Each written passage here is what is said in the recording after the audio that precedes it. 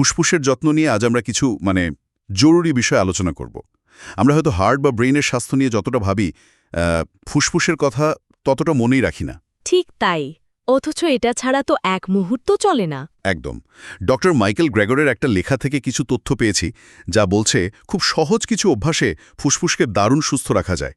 ভাবুন একবার, শুধু আমেরিকাতেই প্রতি বছর কত লক্ষ লক্ষ মানুষ ফুসফুসের রোগে মারা যান। হ্যাঁ, আর এর বেশিরভাগই কিন্তু প্রতিরোধ করা যেত। চলুন আজ এই বিষয়গুলো একটু খুঁটিয়ে দেখা যাক। নিশ্চয়ই। ফুসফুসের স্বাস্থ্য ভালো না থাকলে জীবনের মানটাই তো কমে যায়, তাই না? তবে ভালো খবর হলো, ডক্টর গ্রেগারের গবেষণা যেমনটা বলছে, ফুসফুসকে সুরক্ষিত রাখার অনেক উপায় কিন্তু আমাদের হাতেই আছে। কিছু সাধারণ কিন্তু খুব কার্যকর পদক্ষেপ, সেগুলোর কথাই বলবো আজ। বলা হয়েছে ফুসফুসের ক্যান্সার আর COPD, chronic obstructive pulmonary disease, যাতে শ্বাস নিতে খুব কষ্ট হয়, এগুলোর প্রধান কারণই হলো তামাক। হ্যাঁ, তামাক সেবন। আর শুধু যে নিজে ধূমপান করলে ক্ষতি তা নয়, পাশে কেউ থাকলে সেকেন্ড হ্যান্ড স্মোক, সেটাও তো মারাত্মক। একদম। পরোক্ষ ধূমপানও সমান ক্ষতিকর। কিন্তু এখানে একটা আশার কথাও আছে, জানেন? ও, কি সেটা? বিষয়টা হলো, ধূমপান ছাড়ার বলতে গেলে প্রায় সঙ্গে সঙ্গেই ফুসফুস কিন্তু নিজেকে সারাতে শুরু করে দেয়। ওই যে হাজার হাজার রাসায়নিক থাকে ধোঁয়ায়, সেগুলো ফুসফুসের কোষকে নষ্ট করে, ইনফ্লামেশন বা প্রদাহ তৈরি করে। তো যেই ধূমপান বন্ধ করা হয়, শরীর তখন ধীরে ধীরে ওই ক্ষতিটা মেরামত করতে শুরু করে। সত্যি? ছাড়ার প্রায় সঙ্গে সঙ্গেই? এটা তো খুবই আশার কথা। হ্যাঁ, ফুসফুসের রোগ প্রতিরোধে এর চেয়ে শক্তিশালী পদক্ষেপ আর কিছু নেই বললেই চলে। দারুণ। আচ্ছা, এবার একটু খাবারের কথায় আসি। ডক্টর গ্রেগার ওনার লেখায় ফুসফুসের জন্য ভালো এরকম কিছু খাবারের কথা বলেছেন। শুধু ফল বা সবজি নয়, বিশেষ করে কিছু জিনিসের নাম করেছেন, যেমন ধরুন পালং শাক বা ব্রকলি। এই জাতীয় গাঢ় সবুজ বা ক্রুসিফেরাস সবজি, এগুলো নাকি ফুসফুসের কাজ করার ক্ষমতা বাড়ায়। একদম ঠিক বলেছেন।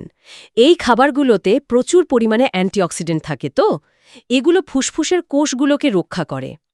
বাতাসে দূষিত কণা বলুন বা শরীরের ভেতরে তৈরি হওয়া ক্ষতিকর ফ্রি র্যাডিক্যাল বলুন, এগুলো থেকে বাঁচায়। অনেকটা বর্মের মতো কাজ করে আর কি। বর্মের মতো? ওয়াও! হ্যাঁ, ডক্টর গ্রেগারের গবেষণা এটাই বলছে যে নিয়মিত এই ধরনের খাবার খেলে ফুসফুসের উপর চাপ কমে, অক্সিডেটিভ স্ট্রেস কমে। এতে ইনফ্লেমেশন কমে আর পুরো শরীরের রোগ প্রতিরোধ ক্ষমতাও বাড়ে। তার ঠিকঠাক খাবার ফুসফুসের নিজস্ব ডিফেন্স সিস্টেমকেই ভেতর থেকে শক্তিশালী করে তোলে। চমৎকার। আচ্ছা, এরপর হলো ব্যায়াম। লেখাটাতে নিয়মিত শরীর চর্চার কথাও বলা হয়েছে, বিশেষ করে কার্ডিও, যেমন হাঁটা, দৌড়ানো বা সাইকেল চালানো।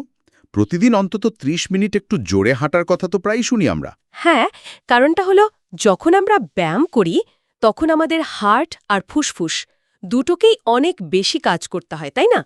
এই বাড়তি খাটুনের ফলে ফুসফুসের বাতাস ধরে রাখার ক্ষমতা বাড়ে, শ্বাস-প্রশ্বাস গভীর হয়, শরীরে অক্সিজেন চলাচল ভালো হয়। ও আচ্ছা। লং টার্মে এটা শুধু ফুসফুসকেই শক্তিশালী করে না, দেখবেন ক্লান্তি কমে যায়, কাজের এনার্জি বাড়ে। আর শক্তিশালী ফুসফুস কিন্তু দৈনন্দিন জীবনের চাপ, ধরুন দূষণের প্রভাব, এগুলো ভালোভাবে সামলাতে পারে। তার ব্যায়াম ফুসফুসকে আরও বেশি সহনশীল করে তোলে। হ্যাঁ, দারুণ একটা কানেকশন তো। হ্যাঁ, ঠিক তাই। বেশ। সবশেষে আর দুটো বিষয়। একটা হলো পরিবেশ দূষণ এড়িয়ে চলা, আর অন্যটা নিয়মিত স্বাস্থ্য পরীক্ষা, যেমন বাইরে বেরোলে মাস্ক পরা বা ঘরে এয়ার পিউরিফায়ার ব্যবহারের কথা বলা হয়েছে। হ্যাঁ, এগুলো খুব জরুরি। আর বিশেষ করে যাদের ঝুঁকি বেশি, ধরুন যারা ধূমপায়ী বা পরিবারে ফুসফুসের রোগের ইতিহাস আছে, তাদের জন্য নিয়মিত চেস্ট এক্স-রে বা লো ডোজ সিটি স্ক্যান করার পরামর্শ দেওয়া হয়েছে। এই পরীক্ষাগুলোর আসল উদ্দেশ্যটা কি? দেখুন, দূষণ এড়িয়ে চললে তো ফুসফুসের উপর একটা বাড়তি চাপ কমে, তাই না?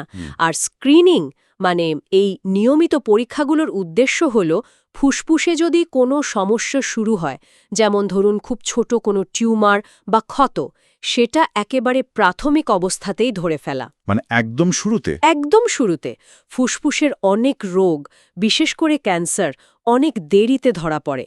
তখন চিকিৎসা করা কঠিন হয়ে যায়, কিন্তু একেবারে প্রথম দিকে ধরা পড়লে চিকিৎসার সাফল্য কিন্তু অনেক বেড়ে যায়।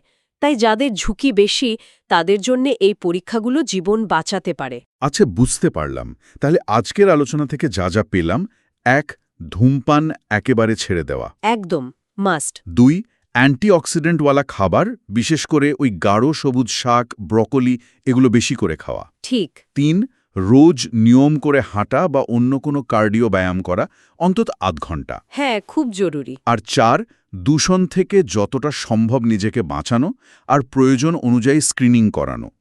এই সহজ কয়েকটা পদক্ষেপই আমাদের ফুসফুসকে দীর্ঘদিন সুস্থ রাখতে পারে। ডক্টর গ্রেগারের লেখার মূল কথাটা বোধহয় এটাই, যে প্রতিদিনের ছোট ছোট পছন্দই আমাদের ভবিষ্যতের স্বাস্থ্যটা গড়ে দেয়, তাই না? একেবারে তাই। এই সচেতন সিদ্ধান্তগুলো শুধু আয়ু বাড়ায় না, জীবনের প্রতিটা দিন, প্রতিটা নিঃশ্বাসকে আরও ভালো করে তোলে। শেষ করার আগে একটা প্রশ্ন রেখে যাই সবার ভাবনার জন্য। বলুন। নেওয়ার একটা যন্ত্র হিসাবে দেখি, নাকি জীবনের শক্তির একটা অপরিহার্য উৎস হিসাবে মেনে নিয়ে এর যত্ন নিই? এই দৃষ্টিভঙ্গির পরিবর্তনটা হয়তো আমাদের অভ্যাসে আসল বদল আনতে সাহায্য করবে। ভেবে দেখার মতো, তাই না?